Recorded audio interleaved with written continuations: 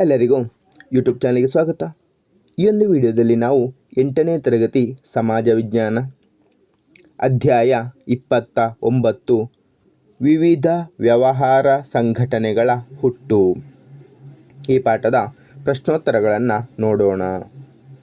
ಖಾಲಿ ಬಿಟ್ಟಿರುವ ಜಾಗಗಳನ್ನು ಸೂಕ್ತ ಪದಗಳಿಂದ ತುಂಬಿರಿ. ಮೊದಲನೇ ವಾಕ್ಯ, ಒಬ್ಬನೇ ವ್ಯಕ್ತಿಯಿಂದ ನಡೆಸಲ್ಪಡುವ ವ್ಯಾಪಾರಿ ಸಂಸ್ಥೆಯನ್ನು ಡ್ಯಾಶ್ ಎಂದು ಕರೆಯುತ್ತಾರೆ. ಉತ್ತರ, ಏಕವ್ಯಕ್ತಿ ಮಾಲೀಕತ್ವದ ಸಂಸ್ಥೆಗಳು. ಎರಡನೇ ವಾಕ್ಯ, ಪಾಲುಗಾರಿಕಾ ಸಂಸ್ಥೆಗಳನ್ನು ನಡೆಸಿಕೊಂಡು ಹೋಗಲು ಡ್ಯಾಶ್ ರಲ್ಲಿ ಪಾಲುಗಾರಿಕಾ ಸಂಸ್ಥೆಯ ಕಾನೂನು ಜಾರಿಗೆ ಬಂದಿತು. ಉತ್ತರ, 1932. ಮೂರನೇ ವಾಕ್ಯ, ಹಣಕಾಸಿನ ವ್ಯವಹಾರ ಮಾಡುವ ಪಾಲುಗಾರಿಕಾ ಸಂಸ್ಥೆಯಲ್ಲಿ ಗರಿಷ್ಠ ಡ್ಯಾಶ್ ಪಾಲುಗಾರಿಕೆ ಸೀಮಿತವಾಗಿರುತ್ತದೆ. ಉತ್ತರ, 10. ನಾಲ್ಕನೇ ವಾಕ್ಯ, ಹಿಂದೂ ಅವಿಭಕ್ತ ಕುಟುಂಬದ ವ್ಯವಹಾರ ಸಂಸ್ಥೆಗಳ ಮೇಲ್ವಿಚಾರಣೆ ನೋಡಿಕೊಳ್ಳುವವರನ್ನು ಡ್ಯಾಶ್ ಎಂದು ಕರೆಯುತ್ತಾರೆ. ಉತ್ತರ, ಕರ್ತ. ಮುಂದಿನ ವಾಕ್ಯ, ಭಾರತದಲ್ಲಿ ಮಾತ್ರ ಅಸ್ತಿತ್ವದಲ್ಲಿರುವ ಸಣ್ಣ ಪ್ರಮಾಣದ ವ್ಯವಹಾರ ಸಂಸ್ಥೆ ಎಂದರೆ ಡ್ಯಾಶ್ ಆಗಿದೆ. ಉತ್ತರ, ಹಿಂದೂ ಅವಿಭಕ್ತ ಕುಟುಂಬ ವ್ಯವಹಾರ ಸಂಸ್ಥೆಗಳು. ಮುಂದಿನ ಭಾಗ, ಈ ಕೆಳಗಿನ ಪ್ರಶ್ನೆಗಳಿಗೆ ಪ್ರತಿಯೊಂದಕ್ಕೂ ಒಂದೆರಡು ವಾಕ್ಯಗಳಲ್ಲಿ ಉತ್ತರ ಬರೆಯಿರಿ. ಸಣ್ಣ ಪ್ರಮಾಣದ ವ್ಯವಹಾರ ಸಂಸ್ಥೆಗಳಲ್ಲಿ ಮುಖ್ಯವಾದವು ಯಾವುವು? ಉತ್ತರ, ಸಣ್ಣ ಪ್ರಮಾಣದ ವ್ಯವಹಾರ ಸಂಸ್ಥೆಗಳಲ್ಲಿ ಮುಖ್ಯವಾದವು ಏಕವ್ಯಕ್ತಿ ಮಾಲೀಕತ್ವದ ಸಂಸ್ಥೆಗಳು, ಪಾಲುಗಾರಿಕೆ ಸಂಸ್ಥೆಗಳು, ಹಿಂದೂ ಅವಿಭಕ್ತ ಕುಟುಂಬ ಸಂಸ್ಥೆಗಳು. ಮುಂದಿನ ಪ್ರಶ್ನೆ, ಸಣ್ಣ ಪ್ರಮಾಣದ ವ್ಯವಹಾರ ಸಂಸ್ಥೆಗಳು ಗ್ರಾಹಕರಿಗೆ ಹೇಗೆ ಸಹಾಯ ಮಾಡುತ್ತವೆ? ಉತ್ತರ, ಸಣ್ಣ ಪ್ರಮಾಣದ ವ್ಯವಹಾರ ಸಂಸ್ಥೆಗಳು ಗ್ರಾಹಕರಿಗೆ ಬೇಕಾದ ದೈನಂದಿನ ಇಷ್ಟಗಳನ್ನು ಅರಿತು ವಸ್ತುಗಳನ್ನು ಸರಬರಾಜು ಮಾಡುತ್ತವೆ. ವಸ್ತುಗಳನ್ನು ಸರಬರಾಜು ಮಾಡುವ ಮೂಲಕ ಗ್ರಾಹಕರಿಗೆ ಸಹಾಯ ಮಾಡುತ್ತವೆ. ಉದ್ಯೋಗಾವಕಾಶಗಳನ್ನು ಕಲ್ಪಿಸುತ್ತವೆ. ಗ್ರಾಹಕರ ಜೊತೆಯಲ್ಲಿ ನೇರ ಸಂಪರ್ಕದಲ್ಲಿರುತ್ತಾರೆ. ಮುಂದಿನ ಪ್ರಶ್ನೆ, ಪಾಲುಗಾರಿಕೆ ಸಂಸ್ಥೆ ಎಂದರೇನು?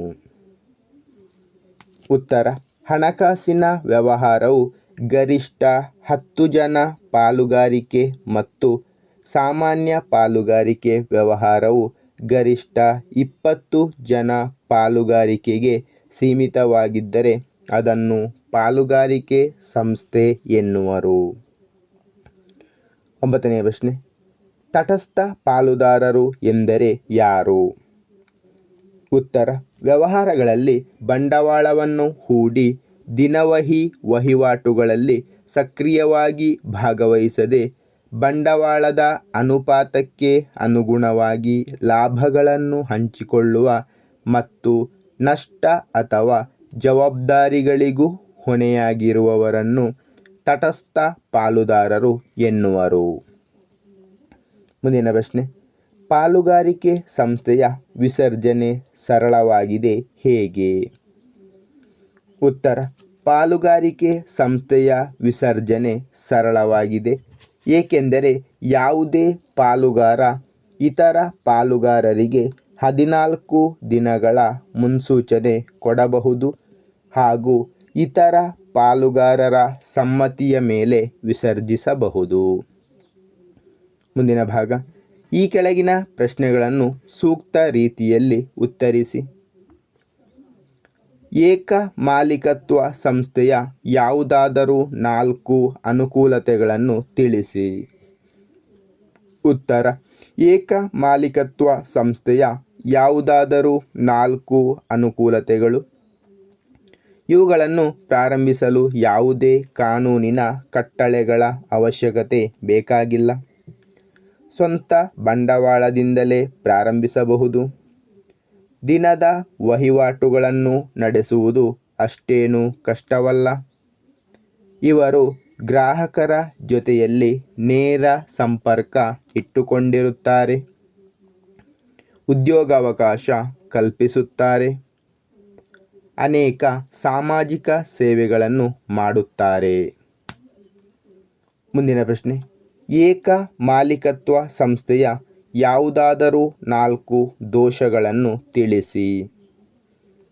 ಉತ್ತರ: ಏಕ ಮಾಲೀಕತ್ವ ಸಂಸ್ಥೆಯ 4 ದೋಷಗಳು: ಬಂಡವಾಳ ಮಿತಿಯಾಗಿದ್ದು ದೊಡ್ಡದಾಗಿ ಬೆಳೆಸಲು ಕಷ್ಟವಾಗುವುದು. ಆಡಳಿತ ಕೌಶಲಗಳು ಸೀಮಿತವಾಗಿರುತ್ತವೆ. ಎಲ್ಲ ನಷ್ಟ ಅಥವಾ ಹೊಣೆಗಾರಿಕೆಗಳನ್ನು ಒಬ್ಬನೇ ಹೊರಬೇಕಾಗುತ್ತದೆ. ಮಾಲೀಕನ ನಿಧನ ಅಥವಾ ದಿವಾಳಿಯಿಂದ ಸಂಸ್ಥೆಯನ್ನು ಮುಚ್ಚಬೇಕಾದ ಪರಿಸ್ಥಿತಿ ಉಂಟಾಗುತ್ತದೆ. ಮುಂದಿನ ಪ್ರಶ್ನೆ, ಪಾಲುಗಾರಿಕೆ ಸಂಸ್ಥೆಗಳು ಹೇಗೆ ಪ್ರಾರಂಭವಾಗುತ್ತದೆ? ಸಂಕ್ಷಿಪ್ತವಾಗಿ ವಿವರಿಸಿ. ಉತ್ತರ: ಪಾಲುಗಾರಿಕೆ ಸಂಸ್ಥೆಗಳನ್ನು ಪ್ರಾರಂಭಿಸಲು ಹಾಗೂ ನಡೆಸಿಕೊಂಡು ಹೋಗಲು 1932ರಲ್ಲಿ ಪಾಲುಗಾರಿಕೆ ಸಂಸ್ಥೆಯ ಕಾನೂನು ಜಾರಿಗೆ ಬಂದಿತು.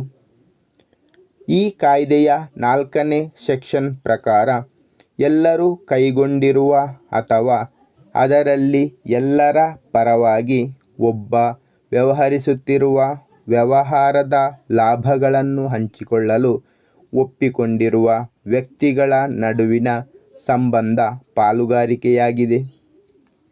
ಹಣಕಾಸಿನ ವ್ಯವಹಾರ ಮಾಡುವುದಾದರೆ ಗರಿಷ್ಠ 10 ಜನ ಪಾಲುಗಾರರು ಹಾಗೂ ಸಾಮಾನ್ಯ ಪಾಲುಗಾರಿಕೆ ವ್ಯವಹಾರ ಮಾಡುವುದಾದರೆ ಗರಿಷ್ಠ 20 ಜನ ಪಾಲುಗಾರರು ಸೀಮಿತವಾಗಿ ಪ್ರಾರಂಭಿಸಬೇಕಾಗುತ್ತದೆ.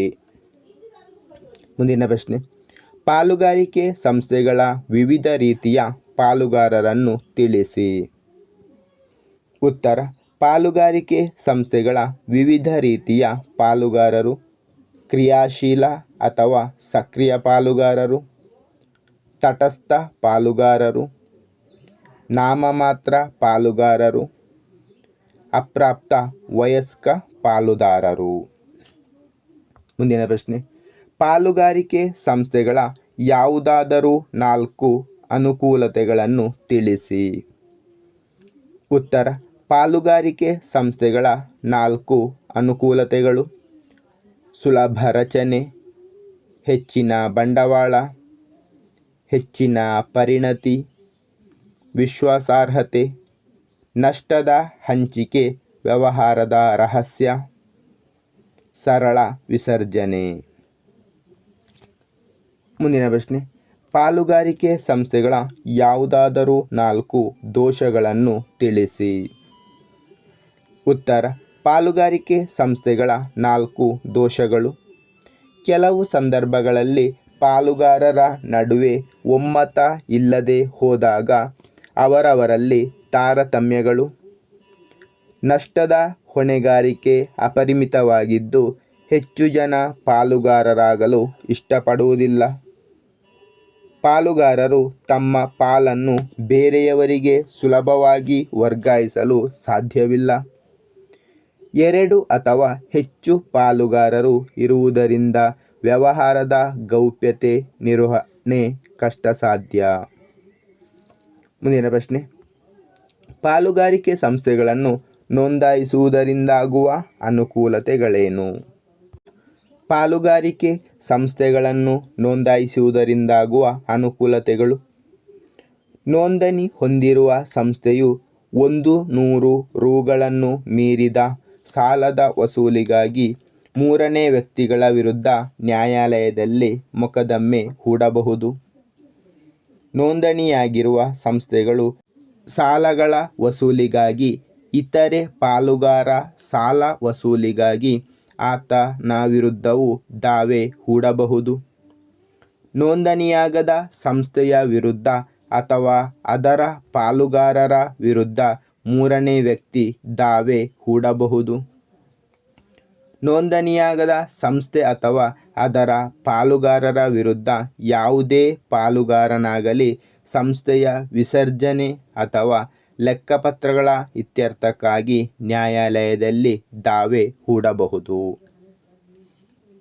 ಮುಂದಿನ ಪ್ರಶ್ನೆ, ಹಿಂದೂ ಅವಿಭಕ್ತ ಕುಟುಂಬ ಪದ್ಧತಿಯ ವ್ಯವಹಾರ ಸಂಸ್ಥೆಯ ಬಗ್ಗೆ ಬರೆಯಿರಿ. ಉತ್ತರ: ಹಿಂದೂ ಅವಿಭಕ್ತ ಕುಟುಂಬ ವ್ಯವಹಾರ ಸಂಸ್ಥೆಗಳು ಭಾರತದಲ್ಲಿ ಮಾತ್ರ ಅಸ್ತಿತ್ವದಲ್ಲಿವೆ. ಇವು ಹಿಂದೂ ಕಾನೂನಿನ ಅನ್ವಯ ಜಾರಿಗೆ ಬರುತ್ತವೆ. ಹಿಂದೂ ಕುಟುಂಬದ ಎಲ್ಲ ಪುರುಷರಿಂದ ಕೂಡಿದ ಸಂಸ್ಥೆಗಳಾಗಿರುತ್ತವೆ. ನಿರಂತರವಾಗಿ 3 ತಲೆಮಾರುಗಳ ಪುರುಷ ಸದಸ್ಯರು ಈ ವ್ಯವಹಾರ ಸಂಸ್ಥೆಗಳ ಸದಸ್ಯರಾಗುತ್ತಾರೆ. ಅವಿಭಕ್ತ ಕುಟುಂಬದ ಅತ್ಯಂತ ಹಿರಿಯ ಪುರುಷ ಸದಸ್ಯ ವ್ಯವಹಾರದ ಮೇಲ್ವಿಚಾರಣೆ ನೋಡಿಕೊಳ್ಳುತ್ತಾನೆ. ಆತನನ್ನು ಕರ್ತ ಎಂದು ಕರೆಯುತ್ತಾರೆ. ಧನ್ಯವಾದಗಳು. ಇಷ್ಟವಾದರೆ ಲೈಕ್ ಮಾಡಿ, ಶೇರ್ ಮಾಡಿ. ಹೆಚ್ಚಿನ ವಿಡಿಯೋಗಳಿಗಾಗಿ ಚಾನಲನ್ನು ಉಚಿತವಾಗಿ ಸಬ್ಸ್ಕ್ರೈಬ್ ಮಾಡಿ.